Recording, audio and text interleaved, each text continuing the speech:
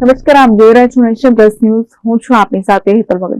હાલોલ તાલુકામાં ગણિત વિજ્ઞાન પ્રદર્શન ઉત્સાહભેર યોજાયો હતો, જેમાં નાના મોટા વૈજ્ઞાનિકોએ પોતાની પ્રતિભા પ્રદર્શિત કરી, જેમાં બાળકોના ઉત્સાહને જોઈ સૌ પ્રભાવિત થયા છે.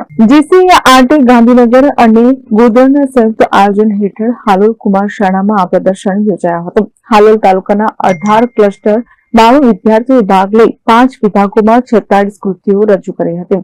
વિદ્યાર્થીઓએ વિવિધ પ્રયોગો અને કૃતિઓ દ્વારા વિજ્ઞાન તથા ગણિત પ્રત્યેની પોતાની સમજ દર્શાવી હતી.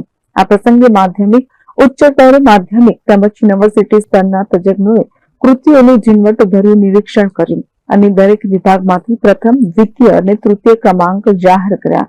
વિજેતા વિદ્યાર્થીઓને શિલ્ડ આપી સન્માનિત કરવામાં આવ્યા, જ્યારે તમામ ભાગ લેનાર વિદ્યાર્થીઓને પ્રોત્સાહન પુરસ્કાર અપાયા છે.